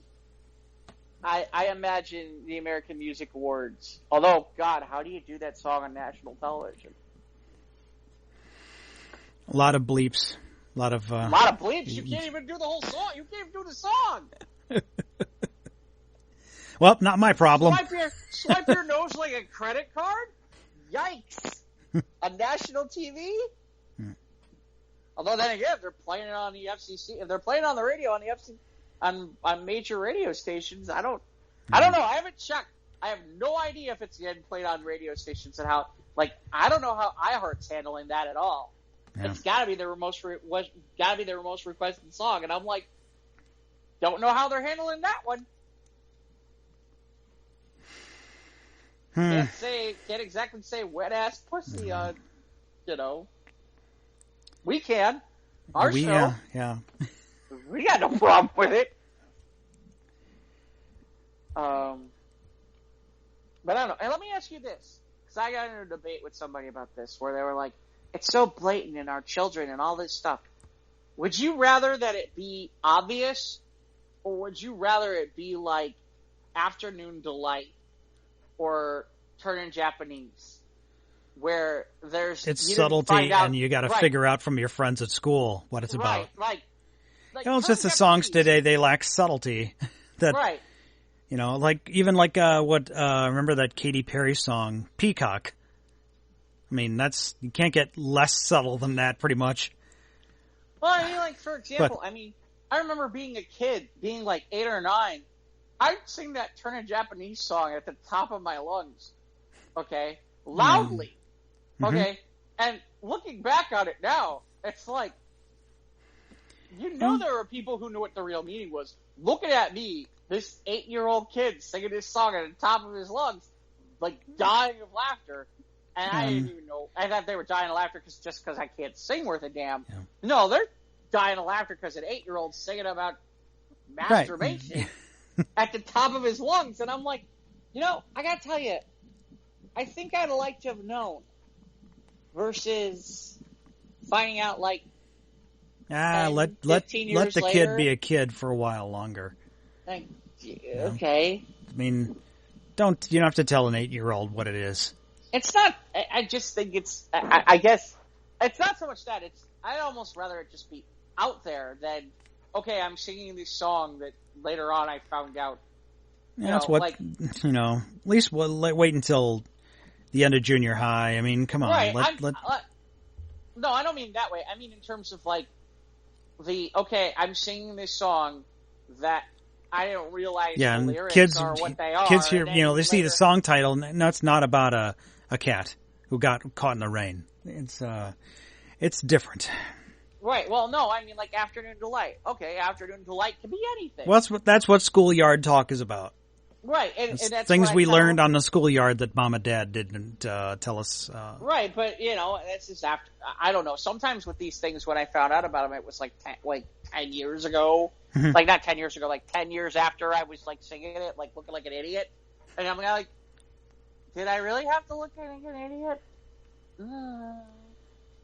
Now you look back at it. Ignorance is bliss. That's fucking embarrassing. I'm thinking about it as like 8-year-old me. I remember one time when I was little and I was reading a Charlie Brown comic, and it was a book, like a little paperback of a bunch of like Peanuts comics. And some of those words, they get quite cerebral, and like, kids still don't know what the word means through context. So I went up to my parents, and my neighbors were over, and I came up to my mom and dad. I said, Mom and Dad, what this word? I don't know what it means. What does ignorant mean? And they just laughed, and they wouldn't answer my question. So I just had to stomp off, like, you're not helping. Oh, God, and they just kept laughing. So like, ignorance is bliss. I guess until you find out that you were. Anyway. Yeah. I guess that to me, I'd rather go the other way. It's like, okay, I know what the words are. They're bad words. It's a song about this. I'm not saying that I needed to know that song at 8 years old. I'm just saying I'd rather not be like, find out like 10 years later that I was literally embarrassing myself singing this song out loud at the top of my lungs. Like, well, that's when you get the older brother's friend or the sister's friend or whatever. That's like, you know what that's about, kid? Here, let me tell you. You know what happens today to that kid? Hold on a second. He gets trolled on the internet. Yeah, I was going to say, hold on a second. Wait. I want you to sing that again. Hold on 1 second. Let me get my phone. Yeah, right. Let me tape that. Exactly. So I can put it on the internet and make a shitload of money in downloads. Don't worry, kid. You're going to be famous in about 5 minutes. Right. Yeah, I don't know. Like I said, I just... okay, so they find us on Instagram. They find us on Twitter. They find us on Facebook. They don't find us on LinkedIn. They don't do that. And they find us, and it is... SORT or no, okay. SOTRT podcast at gmail.com. We're on YouTube. Click the bell, subscribe. When you get new content. Our other show will be later in the week. News of the Squared. Shout out to Scott. Ah! Shout out to Ivan. Ivan! Well, I was not going to shout. My thought process, we should. Don't shout out to Ivan because Ivan probably doesn't listen. Here. No. It's not even that. If anything, we had like a sound effect for crickets or a tumbleweed. That'd be great. Can you do tumbleweeds on? All right, we can download our show on PodBean, Anchor, Spotify, YouTube, Google, and send us an email. Already posted the email, but I appreciate you listening, and of course, we'll catch you next time. For Jeff, this is Mike, signing off. Good night, farewell, and whap. Good luck. I guess. Good luck and whap. Swipe your nose like your credit card out there.